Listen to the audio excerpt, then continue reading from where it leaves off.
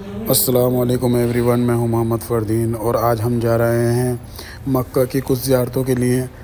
ज़ियारतों का मतलब ये है कि यहाँ पर कुछ ऐसी जगहें हैं जहाँ हुज़ूर पाक सल्लल्लाहु अलैहि वसल्लम की हिस्ट्री में है और इस चीज़ के बारे में बताया गया है। तो वहाँ पर हम जा रहे हैं उन चीज़ों को देखने, उन जगहों को देखने और वहाँ से इबरत हासिल करने के लिए।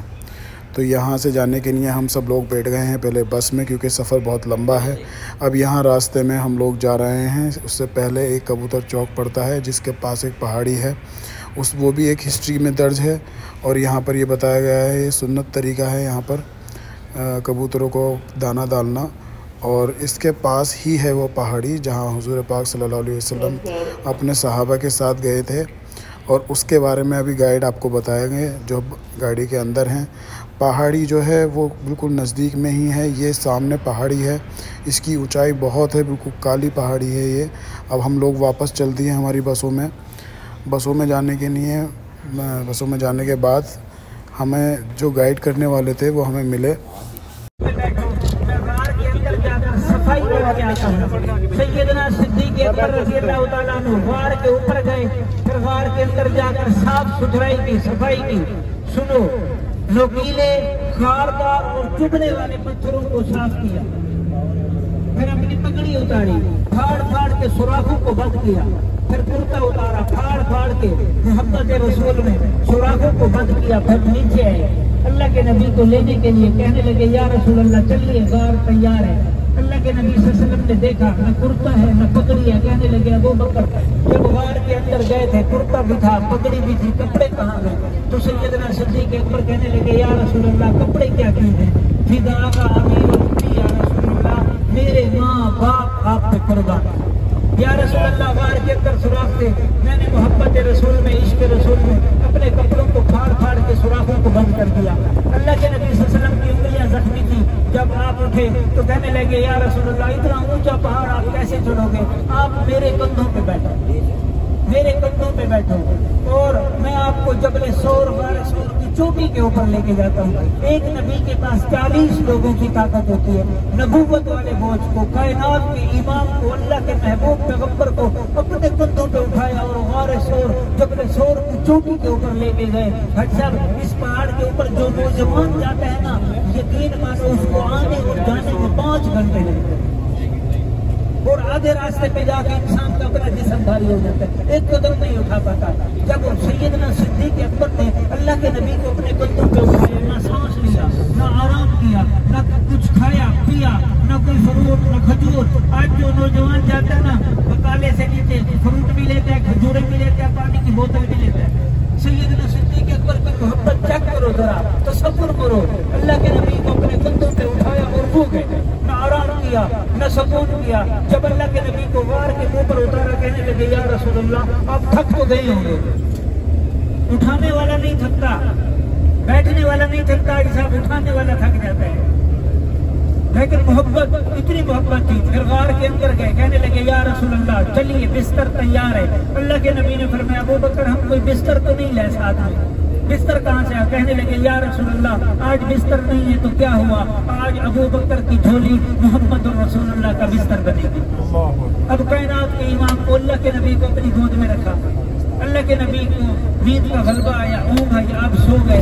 अब नबूवत वाले चेहरे का जी भर के दीदार करने लगे कि आज तो मौका मिला है, आज अल्लाह के महबूब पैगंबर के चेहरे को जी भर के देख लेता हूँ।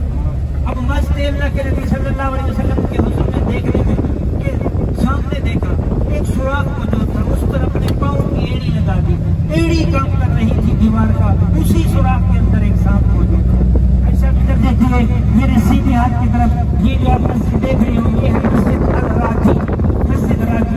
इससे आगे देखिए आज साहब, ये येलो रंग की बिल्डिंग, ये बैंक है, आर राजी बैंक वालों ने ये मस्जिद बनाई है। भाई साहब आप इधर देखिए, मेरे सीधे हाथ की तरफ ये बहुत सारे रूम, बहुत सारी बिल्डिंगे, जिसके अंदर बहुत सारे कमरे बने हुए हैं। पहाड़ के आखिर तक देखिए आज साहब, ये येलो रंग की बिल्डिंगे देखिए, ये येलो रंग की बिल्डिंग है जिसके अंदर ये शीशे की खिड़कियां आपको नजर आ रही हैं। ये है बेवा का मकाम, विधवा का मकाम।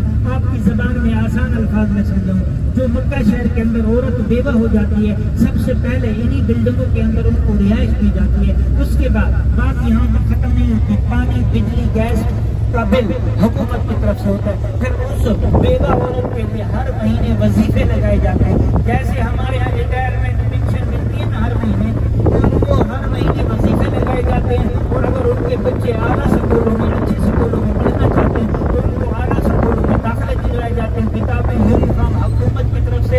और बात यहाँ तक भी खत्म नहीं होती है साहब, ये मैं बेवा का बता रहा हूँ, किसी आला अफसर की बात नहीं बता रहा। मक्का शहर के अंदर जो औरत बेवा हो जाती है और उसके बाद उन बच्चों के लिए, यतीम बच्चों के लिए हुकूमत की तरफ से गाड़ियां आती हैं जो बच्चों को घर से स्कूल और स्कूल से घर लेके जाती हैं, क्योंकि अल्लाह के नबी का फरमान है इस्लाम में सबसे अफजल तरीन सदका बेवा औरत पे खर्च करना है। सुभान अल्लाह, बोल दो सुभान अल्लाह। भाई साहब, जब हदूद हरम से बाहर निकलूंगा नहीं कहूँगा सुभान अल्लाह, भी कहता रहूँगा, भी बुलवाता रहूँगा, क्योंकि मैं ये चाहता हूँ अल्लाह आपकी हाजिरी कबूल फरमाए।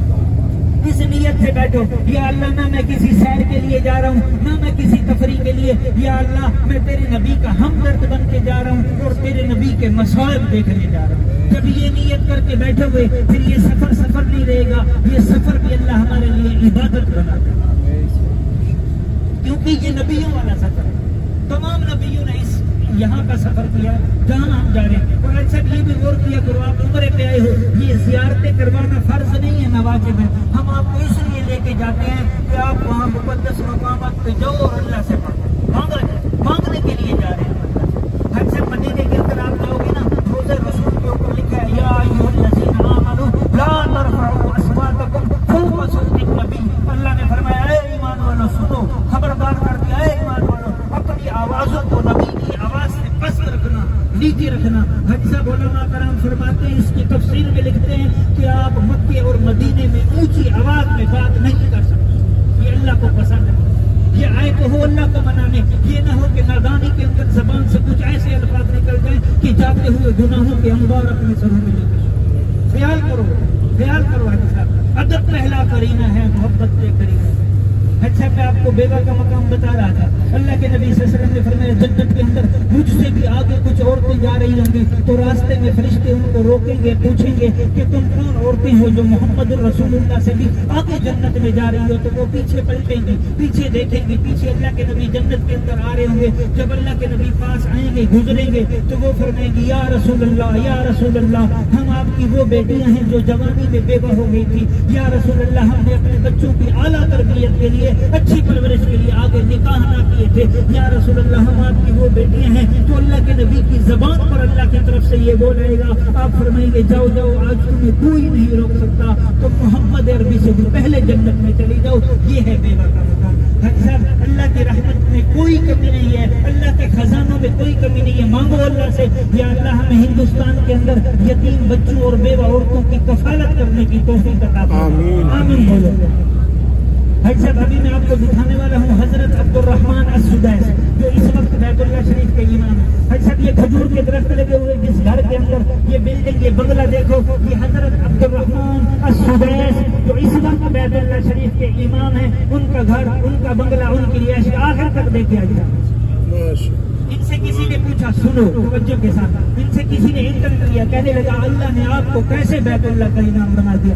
कहने लगे, ये मेरी माँ की दुआ है, मेरी माँ की दुआ। फरमाते हैं, बचपन के अंदर मैं छोटा था, मैंने घर के सारे बर्तन तोड़ दिए। जब मेरी माँ घर के अंदर आई, उसने देखा बर्तन टूटे फूटे पड़े हैं, तो मेरी माँ ने कहा, अब्दुर्रहमान तू मुझे बहुत तंग करता है, क्या मेरी दुआ है अल्लाह तुझे बैतुल्लाह का इमाम। फरमाते वो दिन था, ये आज का दिन है, अल्लाह ने मेरी माँ की दुआ की बरकत से मुझे बैतुल्लाह का इमाम बना दिया। अब कुरान सुनो। अच्छा, मैं कुरान मजीद का हाफिज हूँ, तो मैं कुरान से ज्यादा पढ़ता हूँ ताकि आपके दिलों में कुरान की अजमत की जिस जगह पे मैं जाऊँगा, जैसा पहले कुरान से साबित करूँगा, उससे ये होगा, उस मकान की फजीलत, मकान की मर्तबा, अहमियत हमारे दिलों में बैठ जाए। हम ये सोचेंगे कि हम गुनाहगार वहाँ आ चुके हैं जिस जगह का जिक्र भी कुरान, ताकि अल्लाह हमारी हाजिरी कबूल फरमाए। वल्लज़ी क़ाल लिवालिदैहि उफ़्फ़िल लकुमा अतइदानी वक़द खलतिल कुरून मिन क़ब्ली व हुमा यस्तग़ीसानिल्लाह वय्यक आमिन इन्न वअदल्लाहि हक़्क़। अल्लाह ने फरमाया, अपने माँ बाप के सामने उफ़ भी न कर। ये उफ़ का लफ्ज़ भी अल्लाह को पसंद है। इन्न वअदल्लाहि, अल्लाह का वादा हक़ है और सच है। ऐसा जो कहानी आप अपने माँ बाप के लिए लिखोगे, वही कहानी आपकी औलाद आपको पढ़ के सुने। हजरत अलकमा सहाबी रसूल, अल्लाह के नबी का सहाबी पूरी कायनात के अंदर जितने मुहद्दिसीन उलमा कराम शेख मुइज़्ज़ीन तमाम के तमाम अगर इकट्ठे हो जाए तो सहाबा के कदमों के धूल के बराबर भी नहीं होते। वो सहाबी रसूल जब जान निकलने का वक्त आया ना, जान यहाँ आके अटक गई। अल्लाह के नबी के पास लोग है, या रसूलल्लाह, है तो आपका जानिसार, है तो आपसे मोहब्बत करने वाला, है तो आपको मानने वाला, लेकिन जान नहीं निकलती। अल्लाह के नबी आए, कलमे की तलकीन की, फरमाया कलमा पढ़ो, कलमा जारी ना हो। अल्लाह के नबी ने फरमाया इसके माँ बाप में से कोई जिंदा बताया गया, माँ को बुलाया गया। अल्लाह के नबी ने फरमाया अपने बेटे अलकमा को माफ कर, कहने लगी या रसूलल्लाह, इस्लाम लाने से पहले बड़ा दिल दुखाया करता था, माफ नहीं कर सकती। अल्लाह के नबी ने फरमाया मदीने से लकड़ियां इकट्ठी करो, आग लगाओ, अलकमा को जिंदा आग में जला दो। कहने लगी या रसूलल्लाह, मेरे बेटे को मेरे सामने जिंदा आग में जलाओगे? अल्लाह के नबी ने फरमाया अगर माँ माफ नहीं करेगी तो मैं मोहम्मद भी छुड़ा नहीं सकता। ऐसा भाभी मैं आपको दिखाने वाला हूँ। ये दो येलो रंग के पिलर देखिए, ये दो येलो रंग के पिलर, इसके ऊपर लिखे हैं निहाया एंड ऑफ द। अब हमारी गाड़ी हदूद हरम से बाहर है। अपने माँ बाप की बख्शिश के लिए दुआएं मांगा करो। जिनके माँ बाप जिंदा हैं, हयात है, उनकी लंबी उम्र के लिए यकीन मानो जब ये नेमत हमसे चली जाएगी ना, फिर माँ बाप की कदर मालूम होती है, फिर माँ बाप की अहमियत मालूम होती है कि हमने क्या खो दिया है, क्या पाना था और क्या खो दिया है। तभी तो अल्लाह ने के महबूब पैगंबर ने फरमाया, अल्लाह ने माँ के कदमों के नीचे जन्नत रखी है और बाप को जन्नत का दरवाजा बताया। अच्छा इधर देखिए मेरे सीधी हाथ की तरफ, ये है जामिया उम्मुल कुरा मदरसा। ये मक्का की सबसे बड़ी यूनिवर्सिटी भी है। सुनो तवज्जो के साथ, यूनिवर्सिटी भी है, दीनी दरसगाह भी है। पहले मदरसा है, बाद में यूनिवर्सिटी। अब इसके अंदर ये 2 मीनार वाली मस्जिद बनाई गई है, सिर्फ 2 मीनार वाली मस्जिद इसके अंदर इसलिए बनाई गई है ताकि जो तलबा कुरान पढ़ते हैं उनके लिए बाद जमात नमाज का एहतमाम किया जा सके। अब सबसे पहले इस मदरसे के अंदर कुरान पढ़ाया जाता है। सबसे पहले कुरान पढ़ाया जाता है, फिर तर्जुमा पढ़ाया जाता है, फिर तफसीर पढ़ाई जाती है, फिर आलिम बनाए जाते हैं, फिर फाजिल बनाए जाते हैं, फिर मुफ्ती बनाए जाते हैं। यहाँ तक के दीन की मुकम्मल तालीम दी जाती है। बात यहाँ तक खत्म नहीं होती है। उसके बाद इस मदरसे के अंदर डॉक्टर बनाए जाते हैं। ये यूनिवर्सिटी भी है। पहले मदरसा है, बाद में यूनिवर्सिटी। जामिया उम्मुल कुरा मदरसा। डॉक्टर बनाए जाते हैं, बड़े बड़े डॉक्टर, इंजीनियर बनाए जाते हैं, प्रोफेसर बनाए जाते हैं, वकील बनाए जाते हैं, यहाँ तक के जज बनाए जाते हैं। दुनिया की हर डिग्री आपका बच्चा यहाँ से हासिल कर सकते हैं। इस मदरसे की खास बात यह है कि इसके अंदर अलग-अलग से कोटे रखे हुए हैं कि जो भी जिस मुल्क का बाशिंदा भी है आराम से आकर अपने बच्चों का दाखिला करवा सकता है। उसके बाद तीसरी फजीलत इस मदरसे की ये है कि जो बच्चों को छुट्टियां होती हैं तो आने जाने की टिकट भी हुकूमत की तरफ से। इतनी बड़ी बात है, मांगो अल्लाह से, या अल्लाह तेरे खजानों में कोई कमी नहीं है, तो हमें हिंदुस्तान के अंदर ऐसे बड़े बड़े मराकज़ अता फरमा। आमीन। तो हाजी साहब अब हमारी गाड़ी जा रही है मैदान अराफात में। मैदान अराफात में पहुंचने से पहले मैं आपको मैदान अराफात की फजीलत सुनाऊंगा, लेकिन जो मैं सोच रहा हूँ आपसे गुफ्तगू करना है, जो जरूरी सोच रहा हूँ वो ये है, अल्लाह के नबी सल्लल्लाहु अलैहि वसल्लम ने फरमाया कि मेरी उम्मत पर एहसान हुआ, अल्लाह ने मेरी उम्मत को आब ज़मज़म अता फरमाया। अल्लाह ने इस पानी का नाम आब ज़मज़म रखा। हमारे नबी ने इसको कहा आब शिफा, ये शिफा वाला पानी। अल्लाह के नबी की हदीस में अल्लाह के नबी ने फरमाया जो जिस नीयत से इस आब ज़मज़म के पानी को पिएगा अल्लाह उसकी मुराद पूरी करेगा। अगर कोई बीमार है इस नीयत से पानी पिए तो या अल्लाह मैं ये पानी पी रहा हूँ, इस पानी की बरकत से मेरी बीमारी खत्म कर दे, इस पानी की बरकत से अल्लाह उसकी बीमारी खत्म कर देंगे। और अल्लाह के नबी ने फरमाया अगर किसी आसिफ ज़दा को ये आब ज़मज़म का पानी पिला दिया गया, इस पानी की बरकत से उसके आसिफ जाते रहेंगे। अल्लाह के नबी सल्लल्लाहु अलैहि वसल्लम ने फरमाया अगर किसी की औलाद नाफरमान है वो अपनी औलाद को आब ज़मज़म का पानी इस नीयत से पिला दे, अल्लाह इस पानी की बरकत से उसकी औलाद को फरमाबरदार बना देंगे। अल्लाह के नबी सल्लल्लाहु अलैहि वसल्लम ने फरमाया सुनो, चौथी हदीस सुनो, अल्लाह के नबी ने फरमाया इंसान का दिल गुनाह कर करके जंग आलूद हो जाता है, फिर इबादत में दिल नहीं लगता, नमाज पढ़ने में दिल नहीं लगता, कुरान खोलने में दिल नहीं करता, क्योंकि दिल जो जंग आलूद हो गया है। अल्लाह के नबी ने फरमाया जो इस नीयत से आब ज़मज़म के पानी को पिएगा तो या अल्लाह मैं ये पानी पी रहा हूँ, इस पानी की बरकत से मेरे अंदर का बातिन मेरा दिल पाक फरमा, अल्लाह इस पानी की बरकत से उसके दिल को पाक। भाई साहब मेरी आपसे गुजारिश है तजर्बा मैंने कर रखा है, तभी मैं इसकी फजीलत बता रहा हूँ। तो भी बताता हूँ, आपसे ये गुजारिश है जितने दिन आप यहाँ रहो अल्लाह की रहमत से पैदा हो। इस पानी को जिस मकसद से, जिस नीयत से पियोगे अल्लाह तुम्हारी मुरादें पूरी करेगा। अच्छा, इसी तरह मैं हर गाड़ी में अपनी बताता हूँ। इसी तरह मैं एक गाड़ी के अंदर में फजीलत बता रहा था, पीछे वाली साइड में ना बाबा खड़े हुए कहने लगे, बेटा आपका बयान बहुत अच्छा लगा, आप दुआ करो अल्लाह मेरी पुरानी शुगर खत्म कर दे। मैंने उनसे कहा आप इस पानी को पियो। 1 महीने के लिए आए थे वो, कहने लगे 1 महीना मैं यही पानी पीऊंगा, दवाइयाँ छोड़ दी। अगर मदीने जाते या जियारतों पे जाते पानी की छोटी बोतल जेब में लेके जाते। आज भी फोन पे राब्ता है मेरा अनवारुल हक गंगापुर वाले, उनका नाम था। आज भी हाजी साहब जब हिंदुस्तान वापस गए ना, सुनो ये जीती जागती मिसाल दे रहा हूँ, अल्लाह का नाम लेके झूठ भी नहीं बोल रहा। मैं ये चाहता हूँ आपकी हाजिरी कबूल हो जाए। तो जब हिंदुस्तान वापस गए 10 दिनों के बाद मुझे फोन किया, कहने लगे एक हैरानकुन बात ये हो गई कि जिस डॉक्टर से मुतवातिर हर महीने दवाई ले रहा था, जब उसको चेकअप किया, उसको चेक करवाया, तो वो डॉक्टर हैरान होकर कहने लगा आप कहाँ से इलाज करवा के आए हो, अल्लाह ने आपकी पुरानी शुगर को खत्म कर दिया।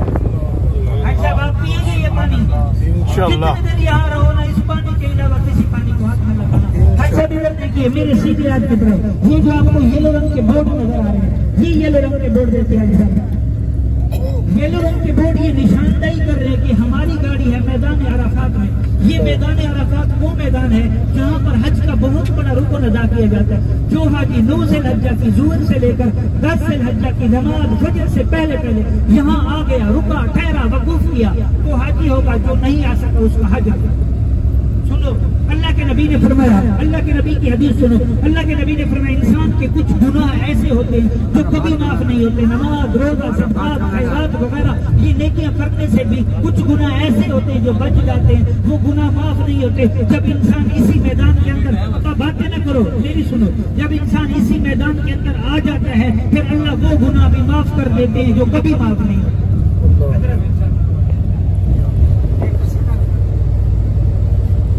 अच्छा, जब इंसान इसी मैदान के अंदर आ जाता है फिर अल्लाह वो गुनाह भी माफ कर देते हैं जो कभी माफ नहीं।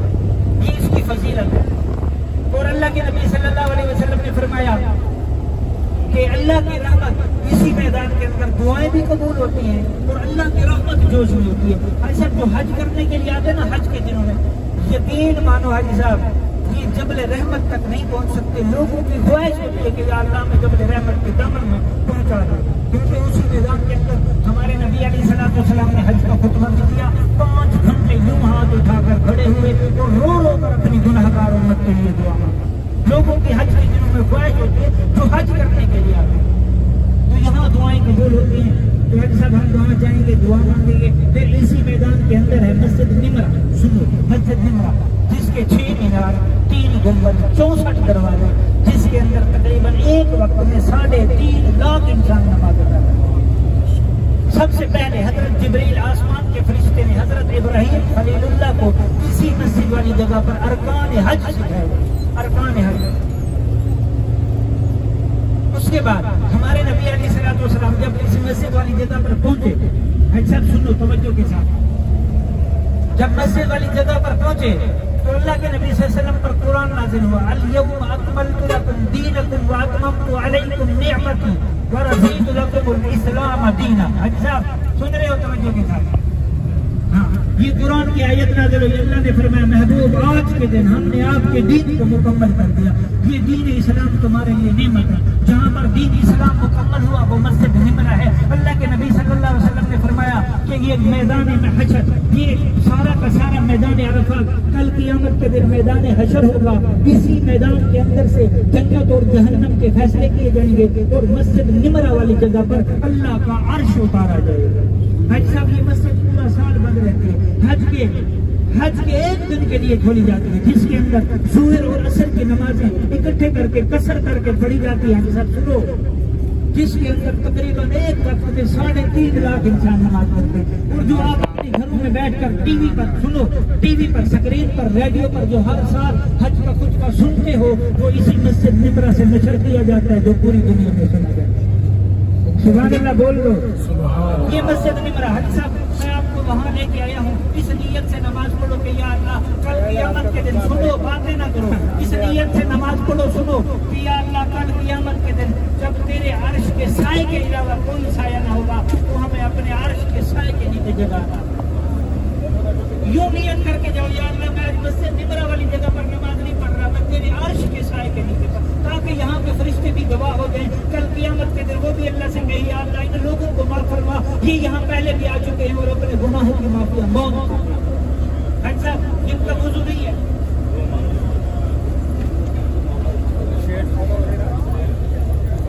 साहब जिनका वुज़ू नहीं है, सुनो, वो 2 रियाल की बोतल पानी की मिलती है, वो ले ले, नहीं ले सकते तयम्मुम कर सकते हो। जिनका वुज़ू है 2 रकात पढ़नी है, 2 रकात नमाज सलातुल हाजात या सलातुल मस्जिद, कोई भी 2 रकात नमाज पढ़कर वापस गाड़ी में आ जाओ।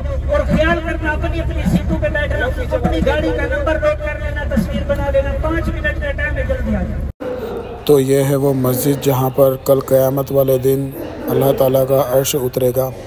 और इसी के सामने है हश्र का मैदान, जो कि बहुत बड़ा है। और ये मस्जिद साल में एक बार हज के टाइम पर खोली जाती है, और सारे हाजी जो भी होते हैं वो सब यहाँ आते हैं और यहाँ पर नफिल अदा करते हैं। माशाल्लाह ये मस्जिद बहुत बड़ी है अंदर से, और इसकी मीनारें 60 फीट ऊंची हैं, जैसा कि मैंने सुना है गाइड से।